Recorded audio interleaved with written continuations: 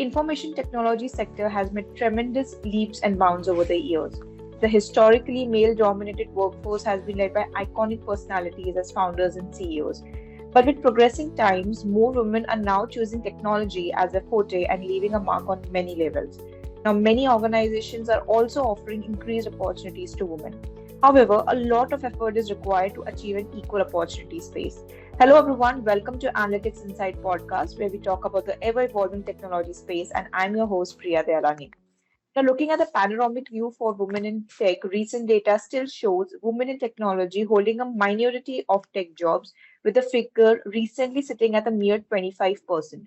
Now, furthermore, the minority of women are still receiving an average salary that's lower than the ones the male co-workers are making. Now, there's a clear gender parity in tech when it comes to hiring and recruitment. So, is this a challenge? Well, definitely. But how do we tackle this? So, today with us, we have Colleen Quinn, Director of Product Marketing at Dremio, and we will talk more around the significance of women in the tech industry.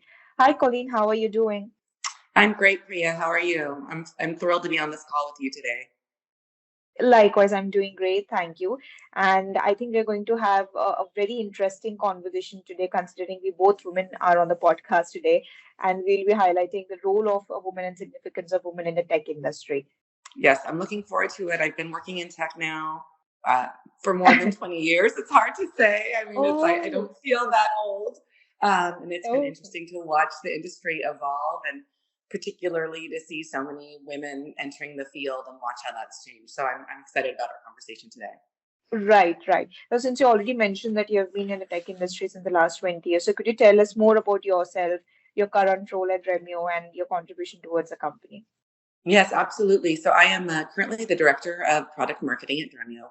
Dremio is a unified lakehouse platform for analytics on the lakehouse. Um, so basically just enabling huge analytics at scale, really simply. I've been with the company about a year, and product marketing, I love product marketing. I think of product marketing really as translators between the engineering team and the product marketing team who really think super technically, and then our customers who are really just trying to understand the benefits of how we can help them do their jobs more efficiently or run their businesses more innovatively. And so that's what I get to do every day at Dremio, running our small product marketing team. It's been great. Dremio is a really fast-paced, innovative startup, and we're working with a lot of huge, amazing brands in and out of the tech space to help drive their analytics forward. So it's super fun to get up every day and help solve those challenges. You never know what you're going to get on a given day. Quite fascinating, I must say. Now, to foster a thriving ecosystem for women in tech, it's very imperative to focus on cultivating an inclusive culture. This Yes. culture should also ensure that every voice is heard, every individual is seen, compensation is equitable, and many much things to be considered. Now, Yeah. initiatives such as women's forums within the organizations also offer a platform for female employees to share their ideas, of course, build their confidence, and collectively contribute towards shaping the company's trajectory. So could you share your insights on how the landscape of tech industry has changed over the years and also highlight the gender diversity and inclusion over the years?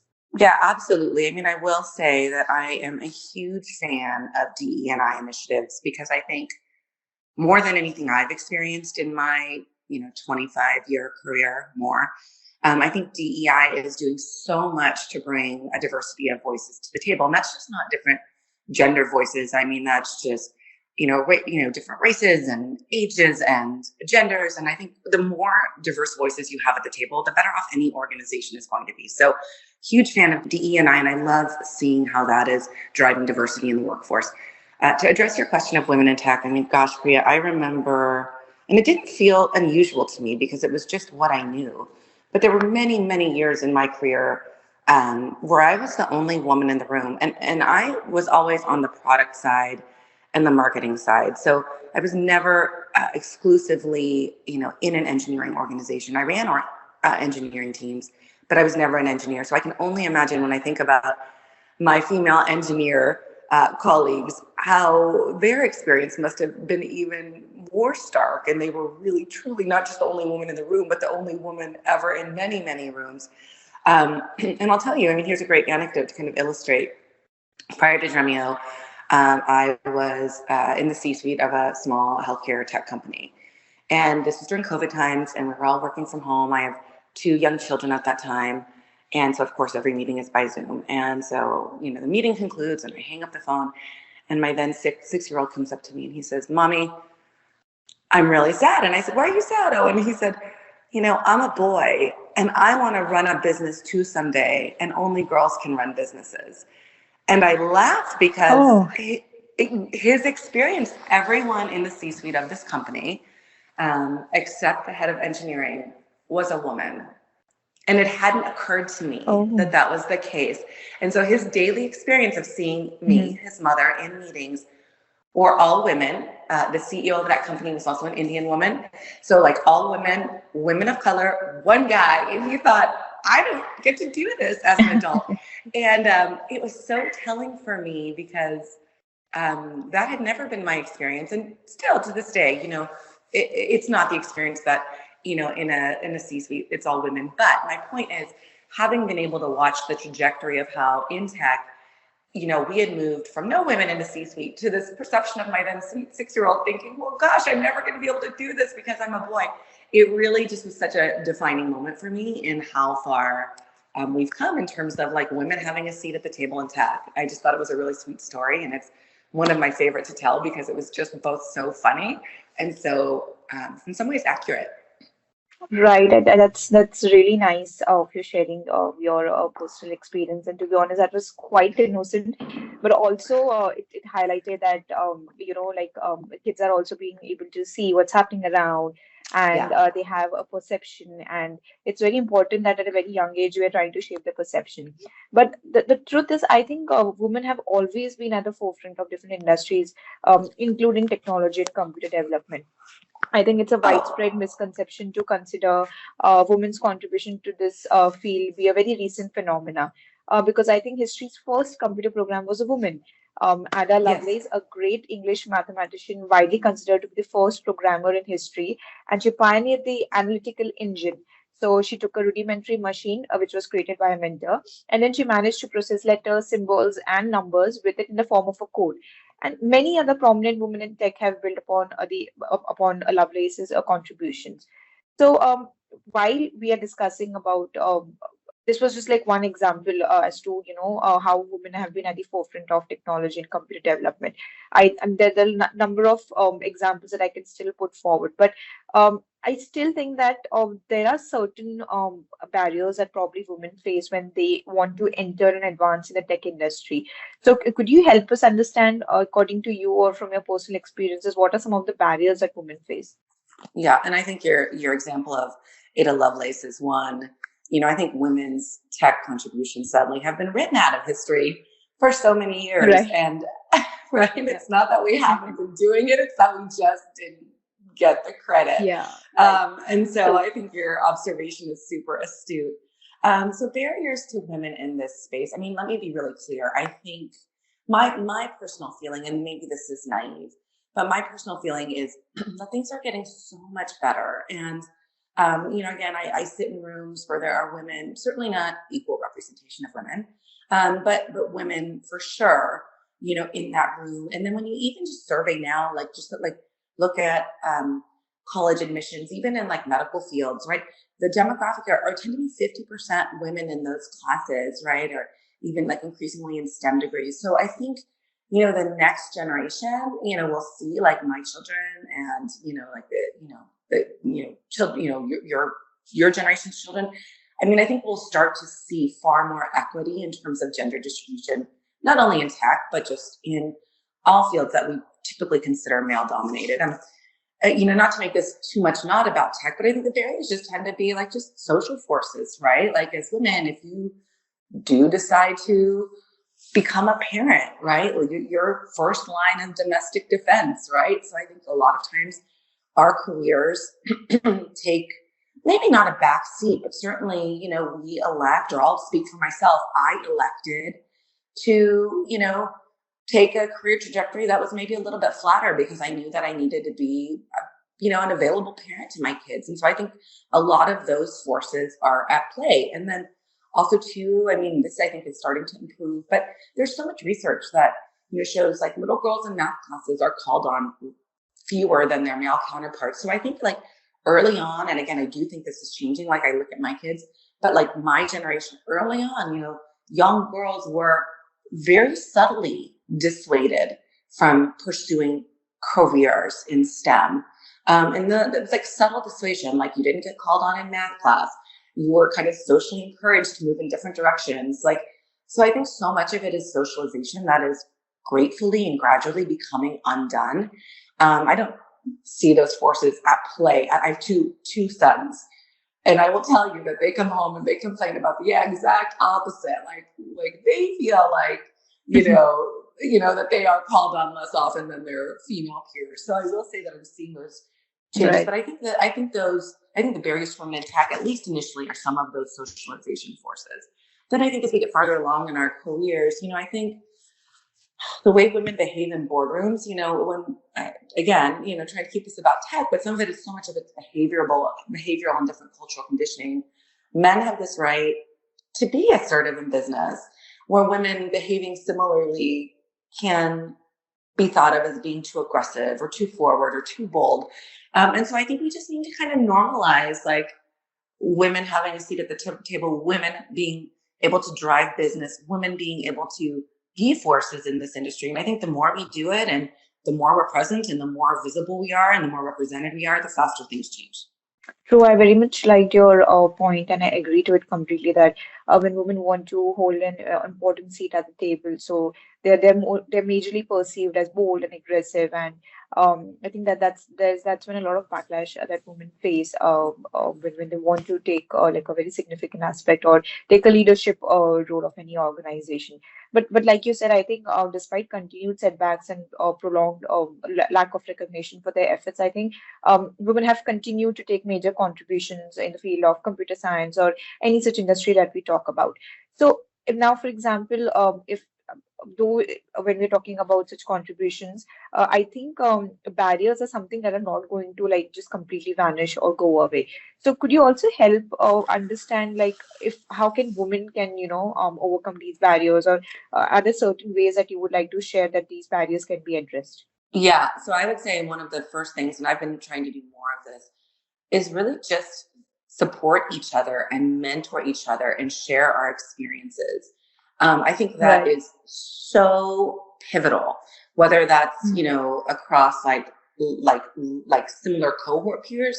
So folks who are women who are at the similar point in their careers. I am. I know that prior to Dremio, I worked for AWS for a long time, and I know that I developed a cohort of women there. And I will say that was incredible. That marketing organization was probably 60% women. And I was shocked, one of the biggest cloud computing companies in the world.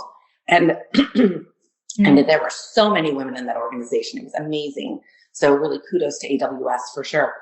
But just really developing a strong cohort of women who I could lean on and learn from, even at these late stages of our career. And then the second part of that is mentoring young women as they're coming up through their careers, or even just like graduating college. So something that I do informally on the side is exactly that. So mentoring young women who are aspiring to tech careers or marketing careers, and really guiding them through the job seeking process, the resume building process. Candidly, Priya, the biggest part, the salary negotiation process. So they're not settling for less. And so I think that that's how we break down barriers. We coach each other, we mentor each other, we advise each other, and then most importantly, we like reach out a hand to the woman coming up behind us, and we pull her right up with us, right? And that's what we do. We do that through sharing information, through coaching, and through mentoring. That's what I found to be super effective. True, I think that's very important because when I was reading across a couple of articles, we discuss about how diverse is the tech industry, and the disparity in tech career opportunity and job access, I think, still persists because I came across a study which said that while 70%, 74% of girls express their interest in a STEM career, but only 9% of the female college graduate could achieve degrees in those fields. Now, to Uh, instill a belief that the tech industry is a place for women to work and succeed, I think the issue of gender stereotype needs to be addressed long before when women enter the workplace. I think it needs to Agreed. start from school, and give them more mentorship and encouragement to express their interest in IT and tech fields, and help them foster a career in the tech industry. So, what do you think can be done to inspire and support girls in pursuing their careers in technology from a very early age? Yeah. So first of all, your statistic is, I've not heard that statistic, and that is, it's heartbreaking, right? 74% of Yeah, girls yeah, express an interest and 9% follow through. So right. I think exposing young girls, and I will say again, just I have a narrow lens. I have two young children, and I'm very involved in their Mhm. schools. And I will say, one of the things that I've noticed and appreciated is the inclusive nature of all of their school experiences toward girls, particularly in STEM. And so I feel like, at least in the experience of, my kids growing up in their kind of, very sort of, privileged experience here, in Oregon, which is where I live, I feel like the girls are really being exposed to, at a very early age, STEM thinking. There are tons of opportunities for STEM camps, STEM extracurricular activities. I know that I've been in the classroom many times over the years talking about what I do. One of the parents in my class is also a woman, and she is the CEO of a tech startup. And so she's also in there talking about her experience. So I think, I think the schools have a significant role to play here. And that is one, continuing to expand the array of STEM opportunities that they afford, frankly, all kids, not just boys, not just girls, but boys and girls. So a broader array of STEM offerings, and then continuing to, ensure that girls are equally folded into that cohort and into that exposure. I think where girls start to fall out of the mix a little bit, or at least in my experience, I remember being in advanced calculus classes in high school. And I think I know I was probably the only girl in that class. If there was one other girl, that was probably about it in those two courses that I took in advanced calculus. And, it was super intimidating. And I am really clear that the male teacher was, I started to struggle, and he was not supportive at all of my experience. Now, I don't know if that was just because I was a kid who was struggling. I don't know if that's because I was a girl who, as far as he was concerned, didn't belong in that class. But it was a truly negative experience to have to muddle through. And so I think that is often where girls start to fall out, is in those adolescent years where, you're kind of, again, you're socialized into these different paths. So that's where I think, I think that's where we need to really be encouraging and supporting girls to continue to engage in STEM throughout high school, and then mentor them into those classes and programs in college. I think universities are starting to do a better job of outreach to girls in STEM. And so I think that's like, really just think of it like almost like a sales pipeline, right? Like, you've got these little girls who are your, top of funnel, and you just got to keep nurturing them Yeah, through the bottom of funnel, right? To put a marketing spin on it. And I think that's everyone's right. responsibility, right, across the educational system. And then, to my point earlier, like, once you're here, once I'm here, like, it is my obligation, I feel, to support the girls Mhm. coming up behind me, right? Like, and also my peers, Right. so that we can create a more Mhm. hospitable place for women in tech. And I take that really seriously. Right. I think it's very important that we should be supporting each other in helping us drive like more diversity at all organizational levels, I believe. So I think diversity is very crucial, and it is also an important aspect in terms of innovation and driving success. Another one more research show that companies with a more gender diverse workforce are 15% more likely to outperform with less diverse counterparts. So I think that's very much legit here that we need a diverse team. But I think in addition to that, diverse teams are also, I believe, more creative. They benefit from a broad range of perspectives and are more likely to retain top talent. So when you share perspectives, when you're able to share experiences, like you just shared your experiences to your negative experience that you shared. I think I was just talking to a friend of mine recently, and even she was talking about the similar experiences that she felt in a school or in her early college days. So while probably that's individually, I think we also need to take steps as to how we can overcome such experiences. But what do you think of like what different strategies that probably organizations can implement in terms of promoting gender diversity, not just hiring them, but I Yeah. think there are different things that organizations should also do in terms of promoting gender diversity. So, what do you Yeah. think that companies should be doing in Yeah. today's? It's a great question. It's a tough question. So hiring Yeah. practices, as you alluded to, Priya, already, I think are essential. And making sure that you Mhm. have non-biased and inclusive hiring practices. So that's table stakes, right? Right. I Right. think, us having this conversation, right? I'm here because our PR organization at Dremio worked with you and is very much interested in in advocating for women in tech. So making sure that we're kind of, as an organization, we're promoting those voices, right? And giving those voices equal weight in a room. One of the, this is not necessarily a specific strategy for gender inclusion, but one of the practices that I found really valuable at AWS that I've adopted and that I just love is the practice of, in any meeting, having senior managers who can disproportionately tend to be male in this industry, sitting back and waiting for all of the feedback in a session to come in before they weigh in. If you have a senior leader in a room, or even a supervisor or leader, right, not necessarily even the most senior, in a room, and that person speaks first, that immediately, like without realizing it, suppresses other opinions in the room. If my boss hypothetically says he believes Right. X, it is far less likely that I'm going to speak up and say we should do Y, right? That's not Very true true. for me. That's not true for me because I've been at this a while. I would still say Y, but Yeah. regardless, I think for most people, regardless of gender, particularly if you're junior, you're going to be less Yeah. inclined to speak your mind. So I think just in general, it's like some like behavioral practices around meetings, right? Like letting everyone have a say in a session, encouraging silent voices, like inviting people who aren't talking, right? Being really intentional about asking for feedback from people who are silent in meetings, and making that a practice. Like we all, I have a big personality. I don't know you that well, Priya, but I would suspect that you would speak up in a room. But just even like aside from gender, just natural personality differences might incline someone to not speak up. So really being intentional about that. And just actively, again, soliciting engagement and feedback from a broad repertoire of voices.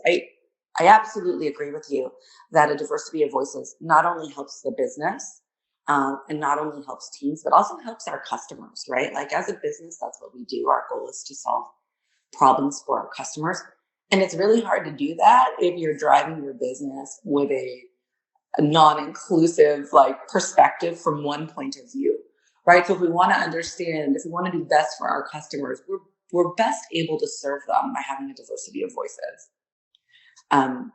I was just listening to this podcast that I love, and I'll plug it here. It's called Hidden Brain.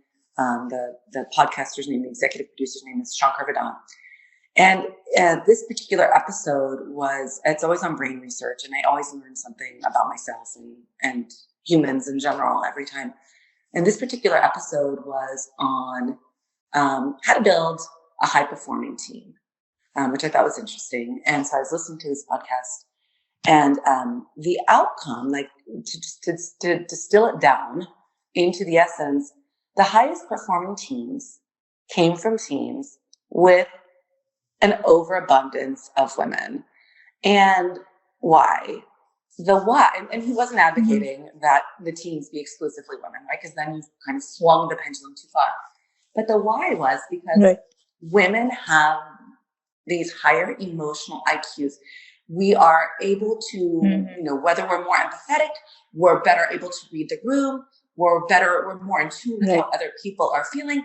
So we can detect these kind of subtle markers of either conflict, someone's not speaking up, potential derailment, right? Like we can read the room and we're like, oh, like the situation on its surface might be this, but we're really able to discern the next layer in a way that's frankly like more intuitive and more tuned in to other people's emotional behavior in a way where, according to Shankar and then brain research, men were less able to do that. Men would just sort of steamroll ahead. And so you would result in these lower performing teams because you would miss all of this unsaid information that women leaders were more inclined to pick up on. And that's not me, that's brain research. So talk to the neuropsychologist who did the research. But I've seen that to be true in my experience. Right. No, definitely. I think while you mentioned about specific research, but that's actually true because I've come across experiences where I feel that women are empathetic and they tend to pick up things that probably men tend to I wouldn't say ignore, but it just kind of gets diverted. Like men usually don't tend to focus on such minute details, but women have that capabilities, and I think that. That definitely becomes an competitive edge when in terms of you're serving a company or when you're working, and we can then probably handle our customers well that way.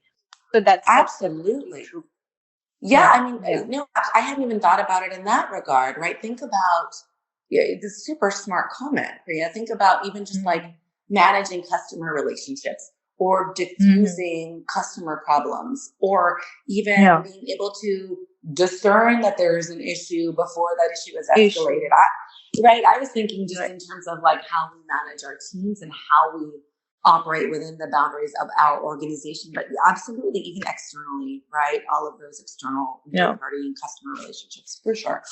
Right. So, understanding all of these things, how do you think that I believe that when we're talking about diversity and the inclusion of women in all sorts of organizational levels, but I really also want to know how can we encourage more women to pursue leadership roles within the tech industry? Like I think there's a lot of how do I put it? I think there's a lot of competitive forces that come into play when everybody wants to try to bag a leadership role. And I'm not sure in terms of, I'm sure that over the years in today's world in a century, women have been able to take leadership roles. But I think they do struggle in terms of procuring a leadership role. So how do you think we can change that? Or are there any tips or advice that you would like to give to women who would want to bag like a leadership role? Yeah, so you asked a great question. So just last week, I think, I saw a result of a study that showed for the first time in, I think, 20 years, the number of women in the C-suite, instead of going up, had actually gone down. I'm happy to find the statistic and share it with you, Priya, if you want to share this with your listeners. But it was sad. And so advice that really, like, come on, I thought we were moving in the right direction. But that said, I mean, I think the question you're asking, while relevant in tech, is really just like a broader societal question. And frankly, I don't know if you know this about me, but my master's degree and I was in a PhD program. I did not write my dissertation. I broke my mother's heart, but was all on gender studies. And so like feminist theory and gender studies. So this is one of the things I love to talk about, but how do we help women overcome their path or achieve their path to the C-suite? So I think it's really just by doing more of what we're already talking about. And that is one, emboldening women, right? Like making sure that young women coming up behind you, behind me, or even in our current careers are really clear that they belong here, right? Like that's it. Like I don't care what society or what your corporation is telling you, you belong here, right? We're as smart, we're as capable, we have as much to offer. And so that's number one. Like, and then two, making sure that our academic institutions continue to nurture women in those fields, right? Again, that pipeline to STEM and higher education. These are really broad systemic and social issues. And I think just in the workplace, like, I'm not in the C-suite at Dremio, but just I am a senior leader there. And, I think just continuing to show up every day and do great work, really work with the women around me and coach them and advise them and frankly support them where I can. And do that, both within my organization and outside of my organization. And frankly, I think continuing to have these frank conversations, it can be difficult, right? To call out these implicit biases where we see them. But I think we need to do that. I think we need to hint at that. When I see that happening, I do that in a little bit of, in a way that has a little bit of levity, where I'm able to kind of acknowledge or force someone else to acknowledge that maybe a comment that they've made, or a perception that they've had, reflects their own implicit bias about either me as a woman, or I'm older than you, Priya, increasingly my age I'm starting to experience. And so I think just having kind of the bravery to, with kind of empathy and humor, acknowledge these implicit biases as we encounter them, and trust me, we do on a daily basis, and then just kind of keep breaking those barriers, right? Like just keep pushing, right? I'm not going away. You're not going away. There are women coming up behind us. They're not going away. And so I just think the more we have these conversations and the more we show up, the better off we're going to be. Sadly, I don't think there's a simple answer. I wish I could say, hey, we, give you a project plan for women to the C-suite, but it's not quite that simple. But I'm not deterred by any of it, honestly, and I'm thrilled to have these conversations. Well, definitely no one of us is going away. I feel that every woman right now is very determined and very encouraged to take up roles, not just in the tech industry, but any role that you would define, and that's very exciting to see. But again, like you said, when you pointed out that research that that the number has gone down. So I think while we are taking initiatives in bridging some aspects of inequality, I think there's still a long way to go when we are Yes. achieving gender parity across roles, including boardroom and of course at the junior levels as well. So one last question for you would be like, what do you think would be the trends that you think would take up the women's role and representation within the tech industry, or how can we, drive more progress in this area? Yeah. So these are all very sort of social normative questions that you're asking. And I think, one of the things I failed to mention in my previous answer, I think it also starts with creating an environment like I'm creating with my sons, where they're like, this is just what happens. My mom runs a business, and like, wouldn't it be great if I could do that too someday? So like what my kids see, like, they don't know any different, right? And I constantly have to remind them. Like I remind them, I'm like, you're two men, boys now, and you're going to walk into a room someday, and you're going to be imbued with way more privilege than I ever had walking into that same room, and that's not okay, right? Like that's not okay, right? Like because there's a girl, like I see the girls in your class, and I know they're working harder than you are, and so like, it is unfair, right? And so I think a lot of that is just really kind of how we rear boys, but that's not going to answer a tech problem. So, I think, women need to just, one, if you have an interest in STEM and you're listening to this podcast and you're a young woman, just know that, universities are ready to support you and ready to encourage you and ready to move you through that program with success. Two, I will say that, tech employers do want to hire women. They do want to hire young female engineering talent. There's just sadly still a dearth of it, right? So it's hard to fill roles when there aren't enough female candidates to fill those roles. So, some of it is sadly still a little bit of a supply and demand issue. And so we just need more women coming up through the ranks with, nurturing those talents, nurturing those skill sets, so that we can hire these women and then again kind of grow them through the ranks of engineering and technology all the way through to the C-suite. Because again, it's not that women don't have the skill set and the talent, it's just that kind of just from this inception, right? Think about that pipeline. We're just not pushing, if you will, enough women all the way through that pipeline. And so I really do think it's inspiring little girls, making sure that they know that these opportunities are available to them. And then once we land those women, in these junior roles in technology organizations, making sure that they have an environment that where they can succeed.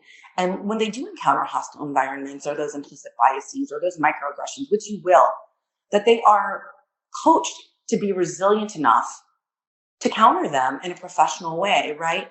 As opposed to women experiencing a microaggression. And I don't, this is a little bit like, I don't want women to have to deal with these things.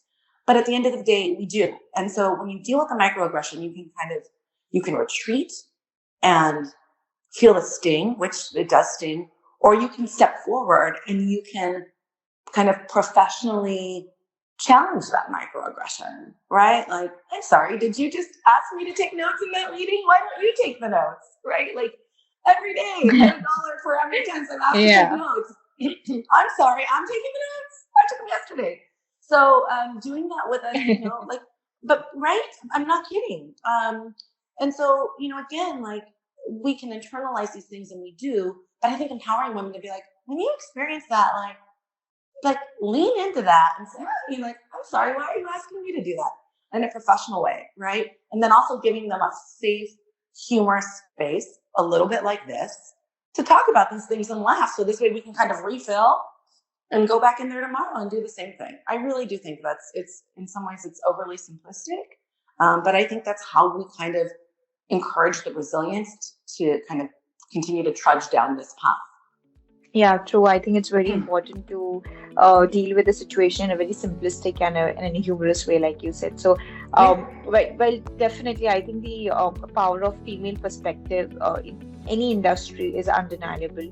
And I think that they bring unique strengths that enrich innovation, promote inclusivity, and also challenge traditional norms. So it's very important that we break the barriers and make a place for ourselves and but doing it in a very professional and politely way, like you said. So I think that's very important. And also, last but not the least, by creating an environment that embraces diversity, encourages confidence, and amplify the voices. So that way, I think we can ensure that women continue to play a pivotal role in shaping the future of technology. Well, not just technology. I think any industry that we speak of, it's very important that we give them a platform and we make sure that that they are heard and seen. So yes, thank you so much, Colleen. I think it was a pleasure talking to you and talking about gender disparity, how we can cope up with the changes, how we can promote more women across the leadership roles. So it was quite an insightful discussion with you. Super fun, Priya. I really, again, have had so much fun talking to you. Thank you for having me.